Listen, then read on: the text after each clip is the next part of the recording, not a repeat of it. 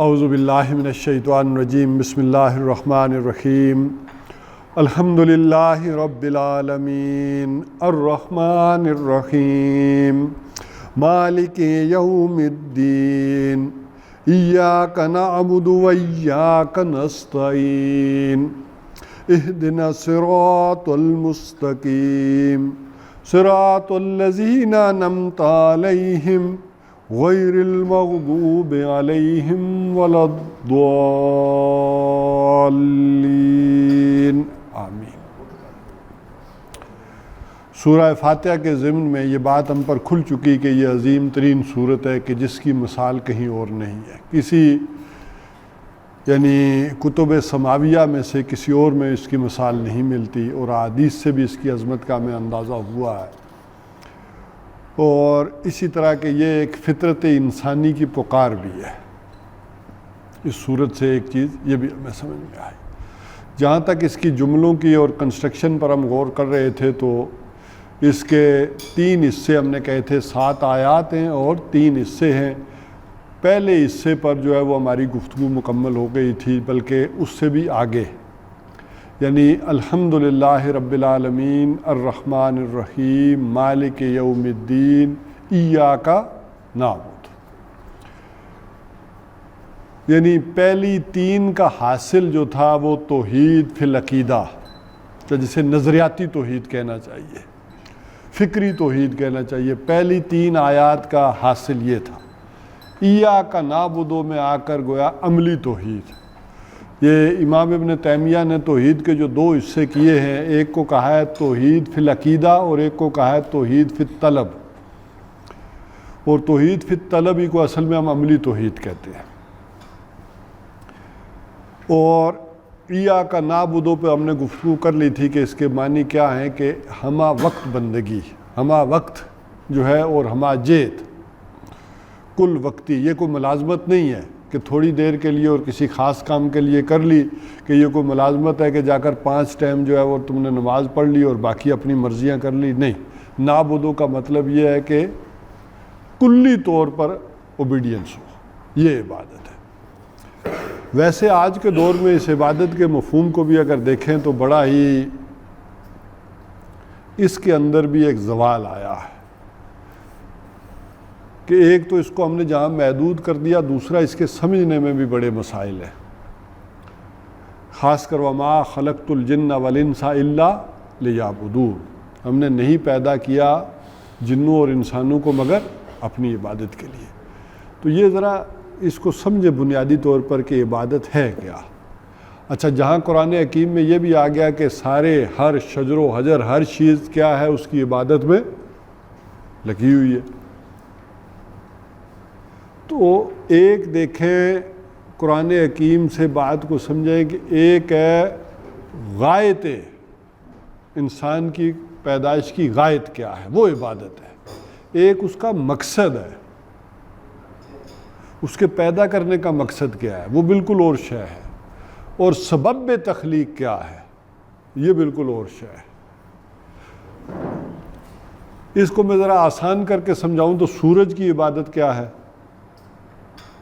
کہتے ہیں نا کہ سورج بھی عبادت میں لگا ہوا ہے، تو سورج کی عبادت ہے کیا؟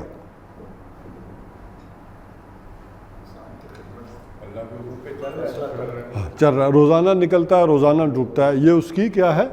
عبادت ہے، حکم کی پاسداری کر رہا ہے۔ لیکن مقصد کیا ہے؟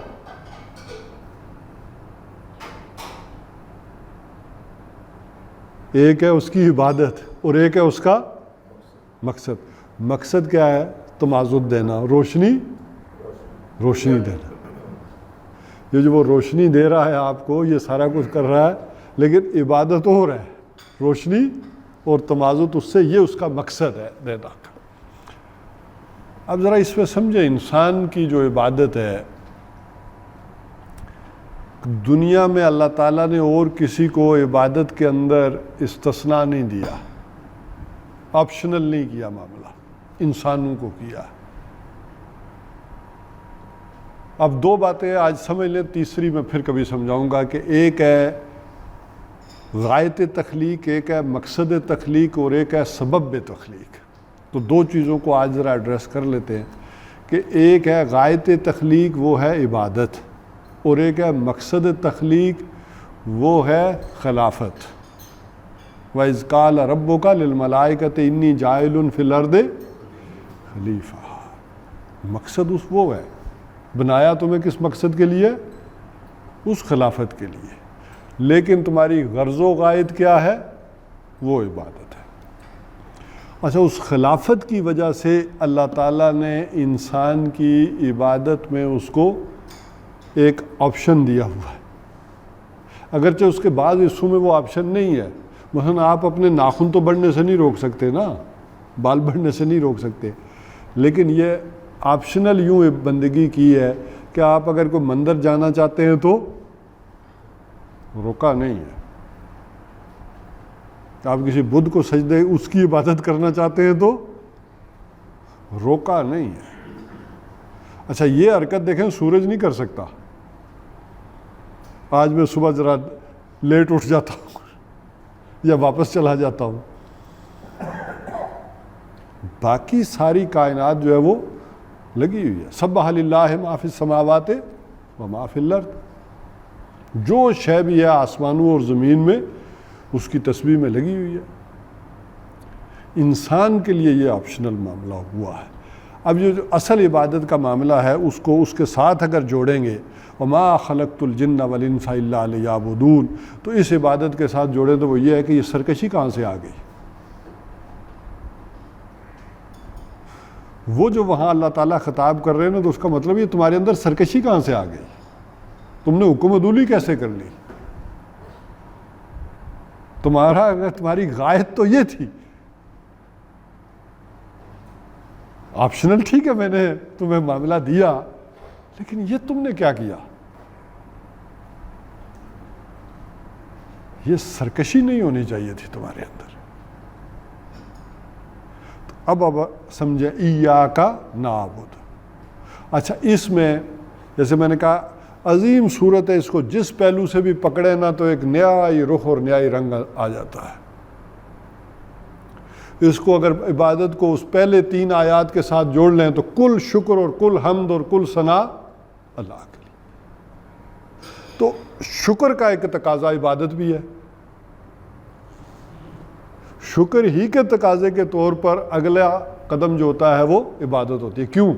کیسے؟ یہ بھی ہمارے 12 دروس میں بات آ چکی، دوبارہ ذرا جلدی سے سمجھ لیں کہ انسان کے فطرت کے اندر جذبہ شکر موجود ہے، اللہ تعالیٰ نے ڈالا ہوا ہے، اور اسی کو فطرت کی صحت کی علامت قرار دیا قرآن نے کہ جس کی فطرت صحیح ہے اس کے اندر شکر کا جذبہ ہے، جس کے اندر شکر نہیں ہے اس انسان کی گویا کہ فطرت مسخ ہو گئی ہے۔ تو وَلَقَدْ آتَيْنَا لُقْمَانَ الْحِكْمَةَ أَنِ اشْكُرْ لِلَّهِ وَمَنْ يَشْكُرْ فَإِنَّمَا يَشْكُرُ لِنَفْسِهِ، اپنے فائدے کے لیے کرتا ہے، اپنے بھلے کو کرتا ہے، اس کا مطلب اس کی فطرت صحیح رخ پر اس کی رہنمائی کر رہی ہے کہ اگر اس کے اندر شکر کا جذبہ موجود ہے۔ اب وہ اس کو ڈیفائن کریں گے تو وہ یہ ہوگا کہ جیسے امام راغب اصفہانی نے کہا کہ شکر اس ایسی شے ہے کہ جو جیسے کسی انسان کے دل کے اندر جیسے چشمہ ابلتا ہے ویسے ابل رہا ہو، جیسے بھوکے پیاسے جانور کے آگے پانی رکھ دیں گرمی میں تو پی کر جیسے آپ کو دیکھے گا تو اس کی آنکھوں سے ایک شکر کا چشمہ ابلتا ہوا آپ کو نظر آئے گا اپنے لیے۔ تو یہ ہوتا کیوں ہے کہ کوئی بھی یہ شکر کا جو جذبہ ہے عبادت میں کیسے ڈلتا ہے کہ جب کوئی بھی انسان دوسرے کے ساتھ بھلائی کرتا ہے، بھلائی محسوس کرتا ہے تو وہ چاہتا ہے کہ میں اس کا بدلہ اتاروں۔ ایک شریف النفس انسان یہ چاہتا ہے کہ میں اس نے جو نیکی بھلائی میرے ساتھ کی ہے میں اس احسان کا معاملہ اس کے ساتھ کروں جب بھی مجھے موقع ملے تو۔ لیکن ایک جگہ وہ آ جاتی ہے کہ جہاں آپ کسی کے احسان کا بدلہ نہیں چکا سکتے۔ مثلا اگر آپ نے محسوس کرنا شروع کر دیا کہ یہ سورج سے مجھے تمازت حاصل ہو رہی ہے، گرمی دے رہا ہے، اس سے میری فصلیں پک رہی ہے، اب تو وہ سائنس کی چیزیں بھی ڈال لیں، مجھے وٹامن ڈی ہو رہا ہے، میری ہڈیاں چٹک جاتی وغیرہ وغیرہ، جتنی بھی چیزیں کھولتے چلے جائیں گے تو خزانے نکلتے چلے جائیں گے، تو یہ تو بڑا عظیم ہے معاملہ۔ تو مجھے کیا کرنا چاہیے؟ سورج کا شکریہ ادا کرنا چاہیے۔ تو اب سورج کا میں شکریہ کیسے ادا کروں؟ اس کا کون سا کام پھنسا ہوا ہے میرے آگے جو میں کروں؟ تو یا اس مقام پر پھر انسان یہ ہوتا ہے کہ اس شے کے آگے کیا کرتا ہے؟ ہاتھ جوڑ کر اس کی حمد و ثنا، اس کے ڈنڈوت، اس کی عبادت، اس کی بندگی شروع کرتا ہے۔ تو وہ جو جذبہ شکر تھا وہ کس میں ڈھل گیا؟ عبادت میں۔ یہی وجہ ہے کہ دنیا میں سب سے زیادہ جس چیز کی پرستش کی گئی ہے وہ کیا ہے؟ سورج، جو تقریباً ساری اقوام میں رہا ہے۔ یہ جو سورج کی پرستش ہے دنیا میں تقریباً سب اقوام میں رہی ہے۔ آپ کو اندازہ ہوگا کہ کلدانیہ جہاں حضرت ابراہیم علیہ السلام پیدا ہوئے وہاں سورج پرستی مصر میں رہی، ہندوستان میں تو تھی ہی تھی سورج بنسی خاندان اور چندر بنسی خاندان، بلکہ وہ تو سورج کی اولاد بھی کہتے تھے کہ فلان خاندان کیا ہے۔ آج بھی کہا جاتا ہے کہ کچھ انگلینڈ میں لوگ مقیم ہیں جو کہتے ہیں کہ چندر بنسی خاندان سے ہے، وہ عقائد کی روح سے چل رہا ہے۔ تو سب سے زیادہ سورج کی پرستش کی گئی دنیا میں۔ یہی وجہ ہے کہ پھر ہمارے دین میں تاکہ اس کا شائبہ تک نہ ہو کہ لوگ انتظار میں کھڑے ہیں کہ سورج ذرا نکلے گا، اپنی جھلک دکھائے گا تو اس کو سلام پیش کر لیں، کو پرنام کر لیں، تو کہا جب سورج نکلے تو اس وقت بھی نہیں، جب غروب ہو رہا ہو تو تب بھی نہیں، جب زوال کا ٹائم ہو رہا ہو ڈھل رہا ہو تو تب بھی نہیں۔ اصل میں ہوتا کیا ہے؟ اچھا، انسان کے اندر کوئی نہ کوئی خرابی ہوتی ہے نا، جیسے اب دل چاہ رہا تھا لوگوں کا، ایران جب زیر تسلط آیا ہے تو انہیں اجازت چاہیے کہ سردیاں ہیں تو ٹھیک ہے ہم آگ کی پوجا نہیں کرتے لیکن سامنے آگ جلانے کی اجازت دے دی جائے، آتش دان جل رہے ہوں گے، کوئی ہیٹر ویٹر جل رہے ہوں گے، تو یہی ہے کہ پھر اسی وقت پھر یہ طے کیا گیا، جب یہ اجازت مانگی گئی مسجدوں کے اندر ایران میں تو پھر یہ طے کر دیا گیا ہاں ٹھیک ہے جلا لو، سامنے نہیں جلا سکتے۔ اور پھر یہ ہمارے قانون میں اور فتاویٰ میں پھر یہ بات اسی طرح سے آئی کہ کسی بھی مسجد میں سامنے آگ نہیں جلائی جائے گی۔ اسی وجہ سے اسی احتیاط کے پیش نظر پھر آج بھی مساجد کے اندر سامنے ہیٹر ویٹر بھی پھر نہیں جلائے جاتے، اس ساری بیک گراؤنڈ کو اگر ذہن میں رکھیں تو یہ۔ تو بہرحال میں عرض کر رہا تھا کہ مظاہر فطرت کی پوجا اسی طرح سے اس جذبہ شکر کے تحت جو ہے وہ ڈھل کر ہوئی ہے، اور اسی کو پھر علامہ اقبال نے کہا کہ گاہ میری گاہ تیز چیر گئی دل وجود کو، اور گاہ میری الجھ گئی توہمات میں۔ ایک تو یہ تھا کہ میری نگاہ تیز وہ اس مٹیریلزم سے آگے بڑھ کر اس ہستی تک جا پہنچی، اور بسا اوقات ایسا ہوا ہے کہ نگاہ میری کیا ہوئی ہے انہی چیزوں کے اندر الجھ کر رہ گئی، اور کسی نے بڑے درخت کو، کسی نے دریا کو، کسی نے اس کو وہ جو ہے وہ کیا۔ ابھی میں ذرا وہاں تھا سندھ کے دورے پر، تو سندھ کے انٹیجر سندھ میں 3-4 دن لگ گئے، اندر حیدرآباد، پھر نواب شاہ اور ٹنڈوالا یار، ٹنڈو آدم، شاداد پور، ان سب علاقوں کے اندر پھر جانا ہوا، کنڈیارو۔ تو وہاں پھر کچھ لوگوں نے یہ بتایا کہ یہ کچھ لوگ جو ہے نا وہ دریا میں پیسے ڈال رہے ہیں، گزرتے ہوئے گاڑیوں والے ڈالتے ہیں، اور کچھ اور چیزیں نذرانے جا کر چاول پکا کر دریاؤں میں کہ آئے نا یہ۔ تو میں نے کہا نہیں یار اس سے دریا نہیں مانے گا۔ میرے ساتھ ایک اور بھی تھے شفیع محمد لاکھو صاحب، تو انہوں نے کہا نہیں یار بیٹیاں ذبح کر کے ڈالو تب پھر ٹھیک ہو۔ نہیں وہ طنز کے طور پر طنز، انہوں نے کہا یہ کیا پیسے جیسے ڈال رہے ہو، آبا و اجداد کی طرح لاؤ بیٹیاں کر کے ڈالو۔ تو ہمارے ساتھ ایک اور تھے بھی ساتھی، انہوں نے کہا نہیں جی سر اب بیٹیوں کا دور تو گیا، اب بیٹیوں کی وہ ویلیو نہیں رہی، کماؤ پوت ذبح کر کے ڈالو پھر شاید دریا کو قابو میں آئے۔ تو یہ لوگوں کے اندر وہ بیماری تو رہتی ہے آج بھی، جیسے وہ اس کے اندر وہ پیسے ڈال رہے تھے دریا کے اندر، یا کچھ چیزیں اور جو ہے وہ دیگیں شگیں پکا کر عید میلاد النبی والی بھی کچھ حصہ ڈال رہے تھے، تو یہ ایک چلتا تھا معاملہ۔ اچھا، یہ پانی کا ایک ادب احترام اور پرستش یہ زمانہ قدیم سے یہ بھی جاری رہی ہے۔ ہم بھی جن علاقوں میں پہاڑی علاقوں میں ہیں تو وہاں بھی چشموں کی ایک بڑی ایک حرمت اور احترام اپنی جگہ، لیکن وہ احترام بھی عبادت کے درجے میں قریباً پہنچا ہوا تھا کہ ہمارے آباء و اجداد بھی اس کے ایک ریسپیکٹ کے طور پر تو یہ تھا کہ پانی کے چشمے کے قریب کبھی کوئی جوتی سمیت نہیں جاتا تھا، کہ وہ ایک بات تو سمجھ آ گئی۔ یا اسی طرح اس کے تقریباً 150 گز تک کوئی آدمی قضائے حاجت کے لیے نہیں جائے گا، اور اسی طرح پھر ہر یعنی جو خشک سالی کا جو موسم آتا ہے خاص کر یہ اکتوبر نومبر میں، تو کچھ نہ کچھ وہاں سارے بیٹھ کر کوئی چیز پکا کر بانٹتے تھے، تاکہ یہ چشموں ہی سے زندگی ہے. خاص کر پہاڑی علاقوں میں تو چشموں کے بغیر تو آپ سوچ سکتے ہیں کیا. لیکن وہ چونکہ اظہار عبادت نہیں تھا، لیکن کہیں پیچھے ہندو اثرات یا کچھ چیزیں جو تھیں وہ چل رہی تھیں اس انداز میں. تو بہرحال یہ عبادت جو ہے اس کو جذبہ شکر کی طرف سے ملا کر لائیں گے تو تب بھی یہ بات بنے گی عبادت. اور دوسرے ایاک نعبد، اس میں بھی شرک فی العمل کی بھی یا شرک فی الطلب کی بھی نفی ہو گئی. ایاک نعبد، ہم صرف تیری ہی بندگی کرتے ہیں. وہ ایاک کی میں نے ڈیفینیشن کر دی تھی پچھلی دفعہ. تو صرف تیری ہی بندگی کرتے ہیں. پیچھے جیسے شکر میں باقی چیزوں میں ہوئی، یہاں نعبد میں بھی بندگی کی بھی کسی اور کی نفی ہو کر رہ گئی.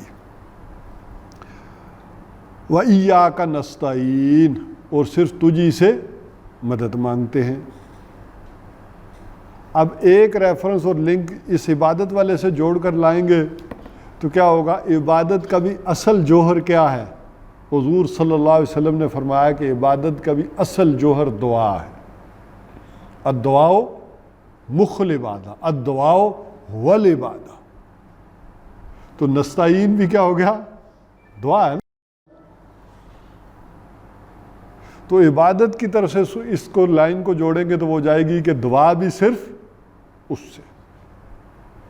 کسی بھی ایک ہے کہ کوئی شے کسی سے مادی اسباب و وسائل کے اندر مانگنا، یہ بالکل اور شے ہے.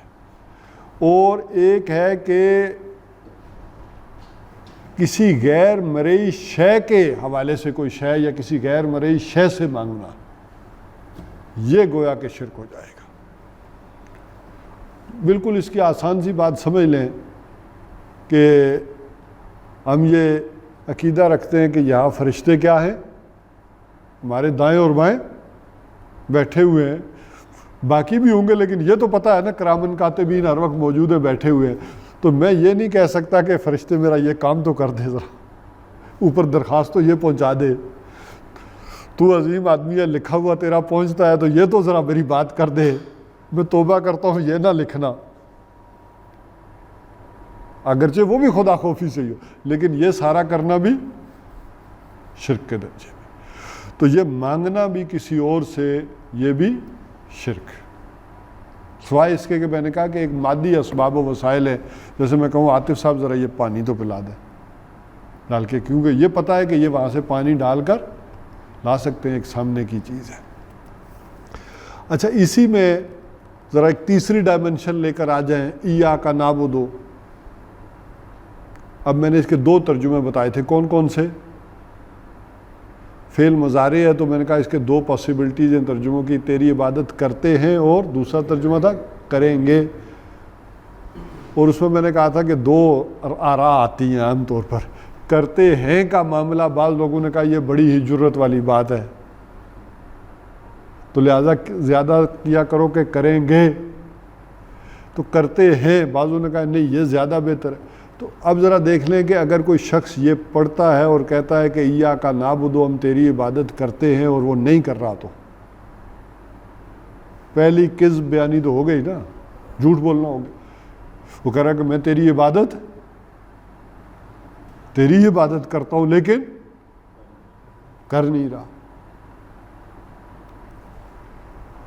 اور اب ایاک نعبد کو نستعین کے ساتھ جوڑیں تو ایاک نعبد، جب یہ بات آ گئی کہ تیری عبادت جزوی نہیں ہے، کلی ہے، ہر وقت ہے، ہمہ تن ہے، ہمہ جیت ہے، تو یہ پھر وہ اتنی مشکل چیز ہے کہ جس کو علامہ اقبال نے کہا ہے کہ چومی گویم مسلمانم بلرزم کہ دانم مشکلات لا الہ، کہ یہ کوئی اتنا آسان کام نہیں ہے. اور ایاک نستعین، لیکن تیرے سہارے میں یہ کر سکتا ہوں، تیری مدد کے ساتھ کر سکتا ہوں، تیری توفیق سے کر سکتا ہوں. اللہم انی علی ذکرک و شکرک و حسن عبادت. پروردگار، اے اللہ، مجھے ہمت دے، توفیق دے کہ میں تیرا شکر کروں، تیرا ذکر کروں، تیرا شکر کروں، اور بہت اچھے انداز میں کیا کروں، تیری بندگی کروں، تیری عبادت کروں۔ تو بہرحال تو ایاک نستعین، تو جب عبادت ہر وقت کرنی ہے تو تیری مدد بھی ہر وقت چاہیے۔ اب آ جائے کہ آخری 3 آیات ہم کوشش کر کے جلدی سے چاہیں گے کہ ان کا مطالعہ بھی مکمل کر لیں۔ اہدنا الصراط المستقیم صراط الذین انعمت علیہم غیر المغضوب علیہم ولا الضالین، آمین۔ یہ تینوں آیات ایک ہی جملہ ہے، اور اس ساری توحید کے بعد، ساری چیزوں کے بعد جو انسان نے مانگی، آپ کو معلوم ہے کہ وہ طویل حدیث بھی جو میں نے آپ کو سنائی تھی وہ ذہن میں لے آئیں، کہ حدیث قدسی ہے کہ حضور صلی اللہ علیہ وسلم نے فرمایا، اللہ تعالیٰ یہ فرماتا ہے قسمت الصلاۃ بینی و بین عبدی نصفین، کہ اللہ یہ فرماتا ہے کہ میں نے اپنے اور اپنے بندے کے درمیان نماز کو 2 حصوں میں تقسیم کر دیا۔ اچھا، یہاں تک یہ حدیث قدسی ہے، نصفہا لی ولی نصفہا ولی عبدی، یہ یہاں تک حدیث قدسی ہے۔ اس کے آگے کا جو حصہ حدیث کا ہے وہ حضور صلی اللہ علیہ وسلم، گویا کہ وہ پچھلی تو حدیث اللہ ہو گئی، اور جو اس کا اگلا حصہ ہے وہ حضور صلی اللہ علیہ وسلم کے الفاظ ہیں، کہ جب بندہ یہ کہتا ہے وَإِذْ قَالَ الْعَبْدُ الْحَمْدُ لِلَّهِ رَبِّ الْعَالَمِينَ قَالَ اللَّهُ تَبَارَكَ وَتَعَالَى حَمَدَنِي عَبْدِي، جب بندہ یہ کہتا ہے وَإِذْ قَالَ الْعَبْدُ الرَّحْمَنِ الرَّحِيمِ قَالَ اللَّهُ تَبَارَكَ وَتَعَالَى أَثْنَى عَلَيَّ عَبْدِي، وَإِذْ قَالَ الْعَبْدُ مَالِكِ يَوْمِ الدِّينِ قَالَ اللَّهُ تَبَارَكَ وَتَعَالَى مَجَّدَنِي عَبْدِي۔ اور اب جب بندہ یہ کہتا ہے ایاک نعبد و ایاک نستعین، تو اللہ تعالیٰ یہ کہتا ہے ھذا بینی و بین عبدی ولعبدی ما سأل، یہ میرے اور میرے بندے کے درمیان ہے، اور جو میرے بندے نے مانگا میں نے دیا۔ یعنی بندے نے کیا عہد کیا، ایاک نعبد، اور مانگا کیا، و ایاک نستعین، تو میں نے مدد کا وعدہ کیا اس سے، اس نے جو وعدہ کیا تو میں نے بھی وعدہ کیا کہ میں مدد کروں گا۔ اب اس کے بعد جب یہ 3 آیات یہ پڑھتا ہے بندہ، وَإِذْ قَالَ الْعَبْدُ اهْدِنَا الصِّرَاطَ الْمُسْتَقِيمَ صِرَاطَ الَّذِينَ أَنْعَمْتَ عَلَيْهِمْ غَيْرِ الْمَغْضُوبِ عَلَيْهِمْ وَلَا الضَّالِّينَ، تو قال اللہ تبارک و تعالی ھذا لعبدی ولعبدی ما سأل، کہ یہ تو میرے بندے کے لیے ہے، اور جو میں نے بندے نے مانگا وہ میں نے دیا۔ اور اس میں بندے نے مانگا کیا، اهدنا الصراط المستقیم، کہ مجھے کیا کر، سیدھا راستہ دکھا، مجھے ہدایت دے۔ اچھا، اس میں سب سے پہلی بات یہ سمجھ لیں کہ بالکل بیسیکلی اگر ہم دیکھیں گے تو دنیا کی کوئی نعمت نہیں ہے جب تک کہ اس کے ساتھ ہدایت نہ ہو۔ دنیا کی ہر نعمت تب نعمت بنتی ہے جب اس کے ساتھ ہدایت ہو، حتیٰ کہ اولاد جیسی نعمت بھی نعمت نہیں ہے جب تک کہ وہ ہدایت والی نہ ہو۔ وہی بڑی ہو کے آپ کے سینے پہ مونگ ڈلے، گستاخ ہو، آپ کو مارے، پھینک دے، تو آپ کیا کہیں گے؟ تو اس میں کوئی شک نہیں، اولاد بہت بڑی نعمت ہے، بہت بڑی نعمت ہے۔ پیغمبروں نے مانگی ہیں دعائیں کر کے، حضرت ابراہیم علیہ السلام نے کس قدر مانگی، بڑھاپے میں اللہ تعالیٰ نے کہا کہ یہ جو تو نے مجھے اسماعیل اور اسحاق دیے ہیں اس بڑھاپے کے اندر۔ حضرت زکریہ علیہ السلام نے جب انہوں نے کہا کافا یا عین صاد ذکر رحمت ربک عبدہ زکریا اذ نادى ربہ نداء خفیا قال رب انی وان العظم منی واشتعل الراس شیبا ولم اکن بدعائک رب شقیا، پروردگار میری ہڈیاں بوڑھی ہو گئی ہیں، چٹک گئی ہیں، میرا سر جو ہے وہ سفید ہو گیا ہے، اور میں تجھ سے مانگ کر کبھی مایوس نہیں ہوں، محروم نہیں رہا۔ یہ ساری تمہید باندھی ہے، اور اصل میں تو وہ حضرت مریم کو دیکھا تھا نا سارا کچھ، یرثنی و یرث من آل یعقوب، مجھے کوئی وارث دے دے۔ تو پیغمبروں نے دعائیں کر کر کے اولاد مانگی ہے، نعمت، لیکن یہ بھی نعمت نہیں ہے جب تک کہ ہدایت والی نہ ہو۔ دولت نعمت ہے، لیکن وہی دولت عللو تللو میں، عیاشیوں بدماشیوں میں جو ہے وہ خرچ ہو تو وہ نعمت نہیں، وہ تو جہنم اور عذاب بن جائے گی۔ تو دنیا کی ہر نعمت تبھی نعمت ہے جب وہ ہدایت کے ساتھ ہو۔ اب ذرا یہ بیسک فرق جاننے کے بعد سمجھ لیں کہ یہ جو پیچھے ہم پڑھائے یہ کسی نہ کسی طرح فطرت انسانی، عقل انسانی یہاں تک پہنچ جاتی ہے، توحید تک انسان پہنچ جاتا ہے، آخرت تک انسان پہنچ جاتا ہے۔ کوئی نبی نہ ہو، کوئی رسول نہ ہو، کوئی بتانے والا نہ ہو، انسان اس جگہ تک پہنچ جاتا ہے۔ شکر کا جذبہ اس کے اندر فطرتاً وہ بھی موجود ہے۔ ہاں، انبیاء علیہ الصلاۃ والسلام آ کر کیا کرتے ہیں؟ اس کی تصدیق کرتے ہیں۔ ربنا اننا سمعنا منادیا ینادی للایمان ان آمنوا بربکم فآمنا۔ تو وہ ان کے اندر آ کر اس توحید کی تفصیلات بھرتے ہیں کہ جس کو واقعتاً تمہارا جو دل کہہ رہا ہے کہ کوئی رب ہے تو وہ رب اس شان کا ہے۔ ہاں، مانتا تو ہے انسان کہ کوئی رب ہے، کوئی اللہ ہے، لیکن وہ ان اللہ علی کل شیء قدیر بھی ہے یا نہیں ہے، یہ اسے سمجھانا پڑتا ہے۔ دیکھیں نا، زید جو پکارتے تھے اللہ کو، حضرت سعید کے والد جو حضرت عمر رضی اللہ تعالیٰ عنہ کے بہنوئی ہیں، جنہیں مار پڑی تھی حضرت عمر رضی اللہ تعالیٰ عنہ سے، تو وہ کیا تھا، ان کے والد کے بارے میں کہا جاتا ہے کہ زمانہ جاہلیت میں خانہ کعبہ کے غلاف کو پکڑ کر ٹکرے مارتے تھے۔ اللہ مجھے پتا تو ایک ہے، ان بتوں میں کچھ نہیں ہے، لیکن میں کروں کیا، یہ نہیں پتا تھا۔ تو توحید تک انسان پہنچ جاتا ہے، آخرت تک بھی انسان پہنچ جاتا ہے۔ جہاں تک انسان نہیں پہنچ پاتا فطرتاً، وہ کیا ہے؟ اس کے لیے جو انسان کو نبوت اور رسالت کی اصل ضرورت جو آج کے دور میں تھی، وہ یہ تھی کہ آج کے دور میں اجتماعی زندگی میں انسان رہے کیسے۔ اس تک انسان اپنی عقل سے اور فطرت سے یہاں نہیں پہنچ سکتا۔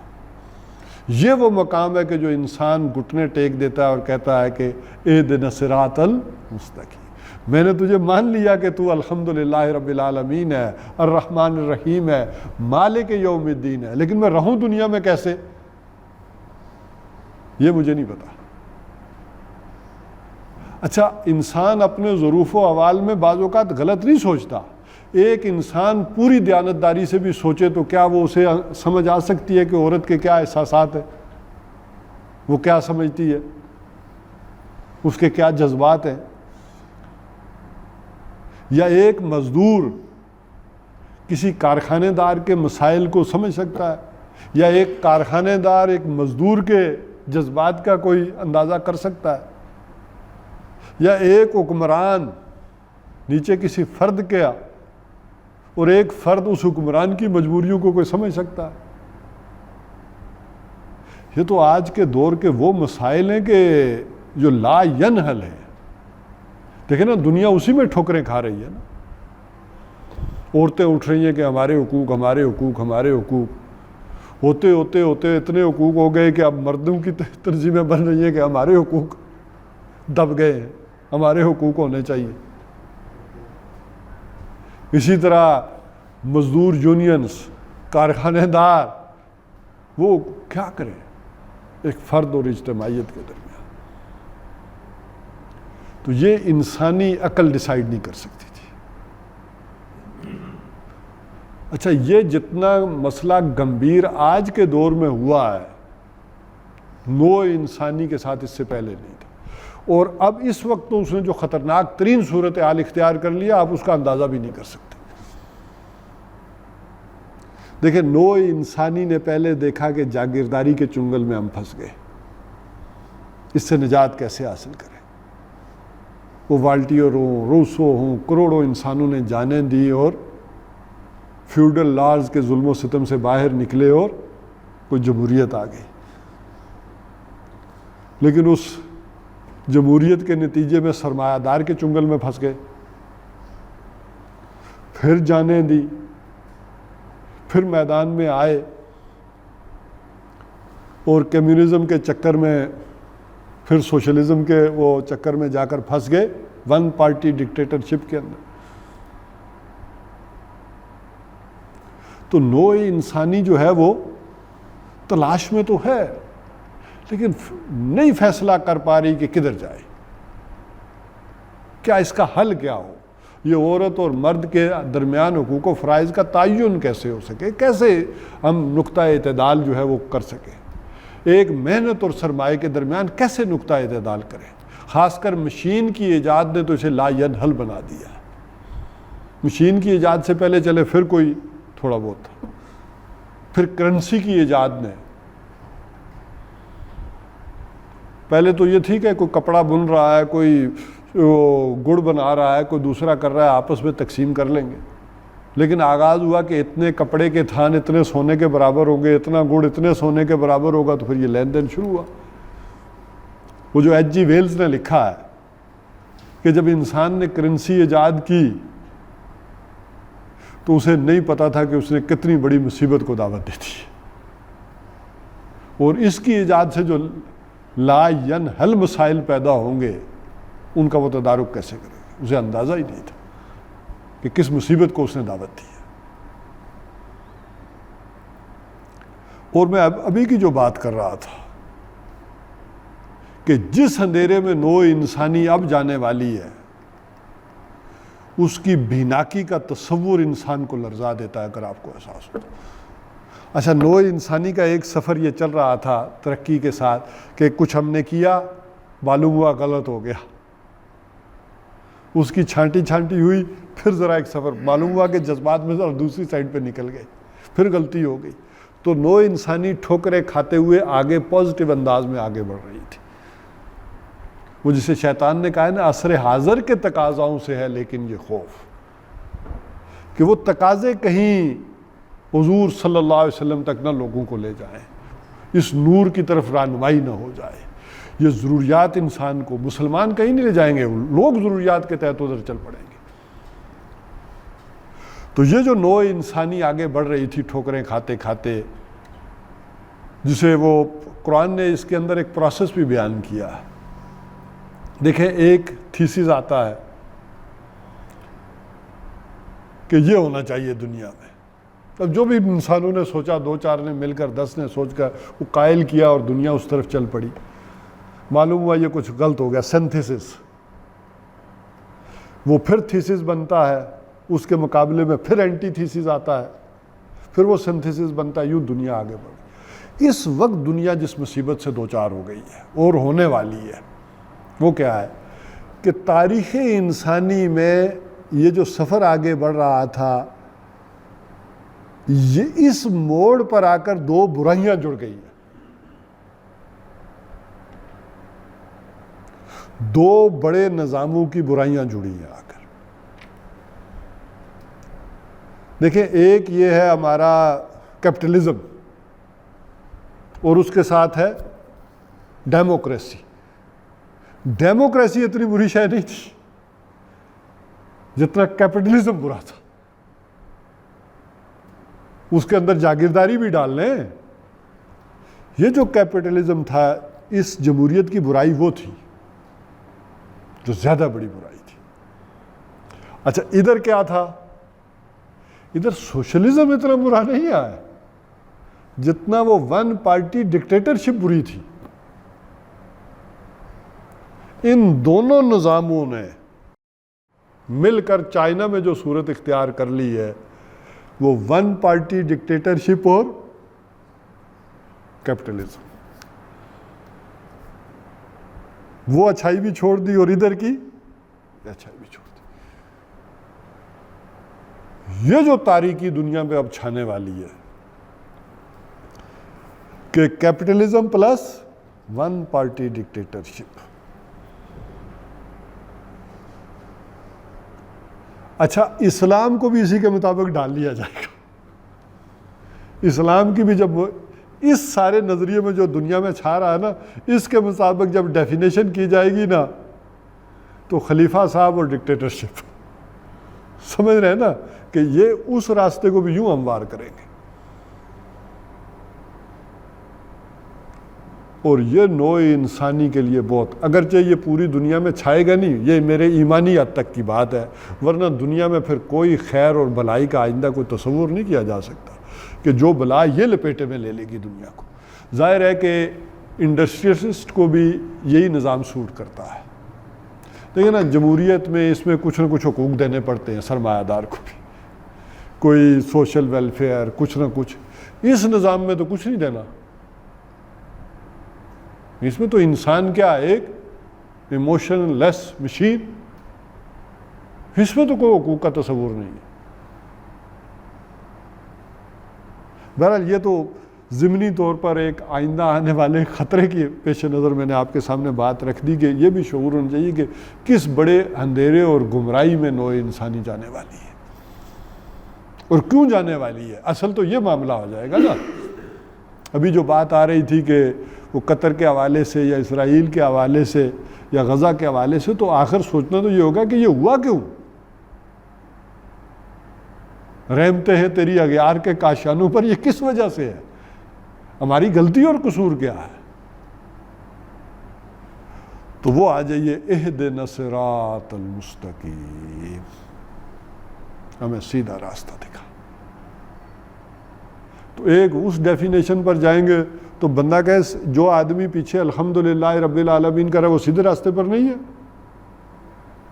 جو کہہ رہا ہے الرحمن الرحیم مالک یوم الدین، جو یہ کہہ رہا ہے ایاک نعبد و ایاک نستعین، اس سے زیادہ سیدھے راستے پر کون ہے؟ لیکن آگے وہ کیا کہہ رہا ہے؟ اہدنا الصراط المستقیم، مجھے سیدھا راستہ دکھا۔ تو سیدھے راستے پر تو ہے۔ تو یہ بات سمجھے، وہ سیدھا راستہ اصل میں مانگ رہا ہے کہ اس دنیا میں کیسے رہوں، اور یہ نہیں ہے کہ ایک دفعہ مان کر وہ چل پڑا سیدھے راستے پر تو یہ راستہ ایسا ہی سیدھا ہے۔ نہیں، ہر قدم کے بعد ایک چوراہا آئے گا، ہر قدم پر ایک موڑ آئے گا۔ اسے اس ہدایت کی مسلسل ضرورت ہے، اور اسی کی پھر وضاحت کی۔ یہ صرف میں ذرا ہائی لائٹ کرتا چلا جا رہا ہوں باتیں، یہ اپنی جگہ پورے غور و فکر کا حامل ہے کہ انسان ان کے اوپر غور و فکر کرے، سوچے کہ یہ جو میں کہہ رہا ہوں اہدنا الصراط المستقیم، صراط المستقیم مرکب توصیفی۔ اچھا، اسی کی وضاحت پھر آگے کی، صراط الذین انعمت علیہم۔ انسان کو جس چیز کی چاہت اور محبت ہوتی ہے اسی کو وضاحت کرتا رہتا ہے۔ آپ اپنے باز کے سامنے بھی جائیں نا، کہتے ہیں ایک آپ نے مسئلہ بیان کرنا ہوتا ہے تو پھر آپ پریکٹیکلی کیا کرتے ہیں؟ سر جی اس کا یہ بھی فائدہ ہے، اس کا یہ بھی فائدہ ہے، اس سے یوں نقصانات سے بچیں گے، اس سے یہ کام خراب نہیں ہوگا۔ آپ جو کرنا چاہتے ہیں اسی کی وضاحت زیادہ کرتے ہیں نا، اس کی پازیٹیو بھی اور اس کے منفی پہلو بھی اجاگر کرتے ہیں۔ تو یہ جو سیدھا راستہ چاہیے تو صراط الذین انعمت علیہم، کہ راستہ ان لوگوں کا جن پر تو نے انعام کیا۔ چونکہ انسانی ذہن کے اندر خیالات بڑی تیزی سے گزرتے ہیں، سوچیں بڑی تیزی کے ساتھ جو ہے وہ پروسیس ہوتی ہیں۔ تو جب آدمی یہ آیت پڑھے تو ایک سیکنڈ میں کچھ یہ خیال آنا چاہیے کہ جو قرآن حکیم نے کہا کہ منعم یافتہ لوگ کون سے ہیں، انعم اللہ علیہم من النبیین والصدیقین والشہداء والصالحین، کہ یہ چار گروہ تو سامنے بالکل آ جانے چاہیے کہ صالح ترین لوگ کون سے رہے دنیا میں؟ انبیاء علیہ السلام، سیدھے راستے پر وہ رہے۔ پھر انہی کے زیر سایہ صدیقین، سچے لوگ، اور پھر صالحین، شہداء، اور پھر صالحین، کہ یہ وہ گروہ رہے ہیں کہ جو نیکوکار رہے ہیں چار دنیا میں، جو صراط مستقیم کی طرف گامزن رہے ہیں۔ تو اس اعتبار سے ذرا سمجھ لیں کہ میں نے کہا تھا کہ نبوت اور رسالت کی اصل ضرورت نوع انسانی کو اس مقام پر تھی جہاں بالکل انسان کوئی ہدایت نہیں پا سکتا از خود، جب تک کہ اس کی رہنمائی اس سلسلے میں نہ کر دی جائے، ورنہ وہ ٹھوکریں کھاتا رہے گا۔ بہرحال اس کی تاریخ سازی میں بھی جائیں تو جب یہ دنیا میں ان مسائل کی گمبھیرتا نہیں تھی، تمدن نے ابھی اتنا ارتقا نہیں کیا تھا، تو یہ چیزیں بھی نہیں آئی تھیں۔ اختلاف آپ کر سکتے ہیں، تو شریعت بھی غالباً سب سے پہلے کوئی حضرت موسیٰ علیہ السلام کو کتاب تو نہیں دی گئی، یا شریعت کا کچھ پارٹ جو تھا پہلے حضرت نوح علیہ السلام کے دور میں، آپ باقاعدہ تو آ کر بنی اسرائیل سے شروع ہوا ہے۔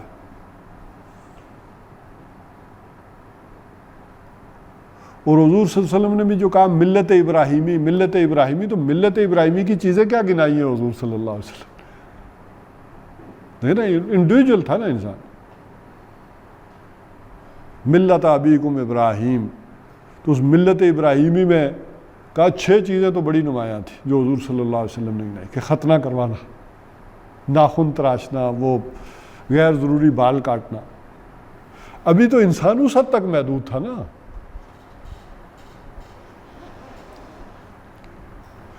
اور شریعت بھی آئی تو حضرت موسیٰ علیہ السلام، جیسے میں نے آپ سے کہا تھا کہ وہ مصر سے بھاگ کر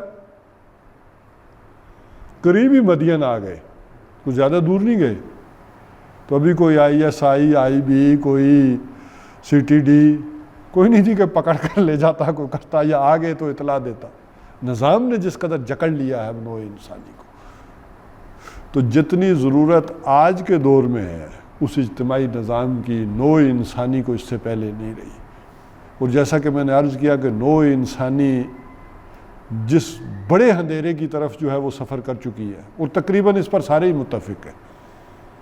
ساری دنیا کا چائنا کے نظام کے اوپر وہ امریکہ کی مخالفت ہوگی تو کاروباری ہوگی، یا اندر خانے وہ بھی نہیں ہے۔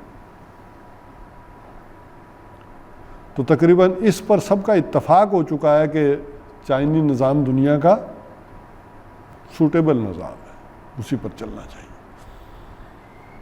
تو یہ جس بڑے اندھیرے میں دنیا ڈوبنے جا رہی ہے، اس حوالے سے ذرا آپ کو اندازہ ہو کہ اس وقت نوع انسانی کی ضرورت جو ہے کہ یہ اہدنا الصراط المستقیم، یہ سیدھا راستہ جو ہے وہ ڈیفائن کرنا اور بیان کرنا، یہ آج کے وقت کی سب سے بڑی ضرورت بن گئی۔ اور ظاہر ہے لوگ باتوں پر، کہانیوں پر تو نہیں گزارا کرتے، نہ سمجھتے، جب تک ان کے سامنے کوئی رول ماڈل، پریکٹیکل ماڈل ہو، اور وہ کہیں نہیں ہے دنیا میں۔ وہی بات عبید اللہ سندھی والی آ جاتی ہے کہ جیسے میں نے کہا تھا کہ وہ افغانستان گئے، وہاں جب ان کا سودا ہونے لگا تو وہ رشیا بھاگ گئے۔ تو انہوں نے کہا کہ میں لینن سے ملاقات کر لوں، تو اسے کہوں کہ تم ایک ریولوشن تو دنیا میں لے آئے ہو، لیکن کسی بھی ریولوشن کو دنیا میں سسٹین کرنے کے لیے کسی نہ کسی مذہب کی ضرورت ہوتی ہے، اور ہمارا مذہب بہترین مذہب ہے۔ تو بعض کا خیال ہے کہ لینن سے ملے، لیکن بعض کا خیال یہ کہ نہیں، لینن جو تھا اس وقت ڈیتھ بیڈ پہ تھا، اور اس نے کہا کہ انہیں میرے نائب ٹراوسکی سے ملا دیا جائے۔ تو ٹراوسکی سے ان کی ملاقاتیں رہی، لیکن بعد میں آپ کو معلوم ہے کہ لینن کے مرنے کے بعد ٹراوسکی کو تو سائیڈ لائن کر کے پھر سٹالن آ گیا تھا، اور سٹالن تو جس قدر دہریہ تھا وہ تو کوئی کہنے سننے کی بات ہی نہیں ہے، جو پورے مجمع عام میں جلسے میں کھڑے ہو کے کہتا تھا کدھر ہے خدا، کون ہے خدا، ایسی تیسی نعوذ باللہ وہ کہتا تھا ایسے خدا، وہ تو بالکل ہی دہریہ قسم کا آدمی تھا۔ تو بہرحال صراط الذین انعمت علیہم، راستہ ان لوگوں کا جن پر تو نے انعام کیا، غیر المغضوب علیہم، نہ ان کے اوپر تیرا غضب ہوا، ولا الضالین، اور نہ وہ گمراہ ہوئے۔ اب ذرا سمجھ لیں غیر المغضوب علیہم اس کا کیا مطلب ہے؟ وہ لوگ کہ جو ہدایت ملنے کے بعد اپنی شرارت نفس کی وجہ سے، دنیا پرستی کی وجہ سے اس راستے سے مڑ گئے، یہ مغضوب علیہ۔ لفظی پہلے مطلب سمجھ لینا۔ اور ان میں پھر حضرت عبداللہ ابن عباس رضی اللہ تعالیٰ عنہ کی رائے یہ ہے کہ اس سے مراد جو ہے، اس کی بہترین مثال کون ہے؟ وہ یہودی ہے۔ ولا الضالین، اور ضالین سے مراد یہ ہے کہ کوئی شخص نیکی کی، بھلائی کی ابھی تلاش میں ہو، یا کسی محبت کے جذبے کے تحت، نیکی کے جذبے کے تحت غلط رخ پر مڑ گیا ہو، حد اعتدال سے تجاوز کر گیا ہو، یا ابھی وہ ابتدائی سٹیج میں ہو، حق تلاش حق میں سرگرداں ہو۔ یہ میں اس وجہ سے بھی کہہ رہا ہوں کہ یہ الفاظ حضور صلی اللہ علیہ وسلم کے لیے بھی سورہ ضحیٰ میں استعمال کیے گئے۔ وَوَجَدَكَ ضَالًّا فَهَدَىٰ، اور ہم نے آپ کو پایا تلاش حق میں سرگرداں اور ہدایت سے نواز دی۔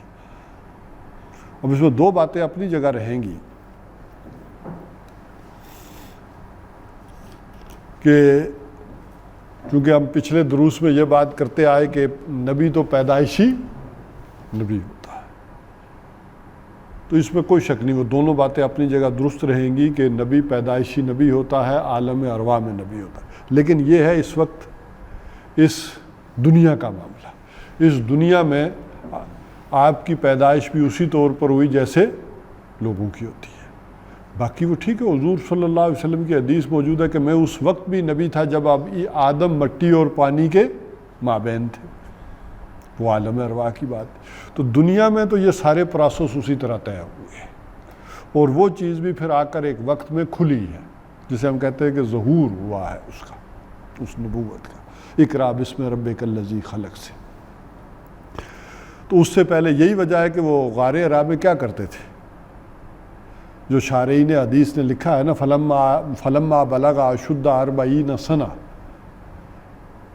کہ جب آپ کی عمر مبارک 40 برس ہونے کو آئے، اس سے پہلے بھرپور ایک دنیا کی زندگی تھی جو گزار رہے تھے، بیوی بچے بھی ہیں، امپورٹ ایکسپورٹ کا کام ہے، اور اس کو آج کے لیول پر بیان کرنا کیا تھا، تجارت کا کیا کہتے ہیں آج، امپورٹ ایکسپورٹ ہی نا، شام سے مال لانا دینا، امپورٹ ایکسپورٹ کر رہے ہیں، یہ کاروبار بھی ہے۔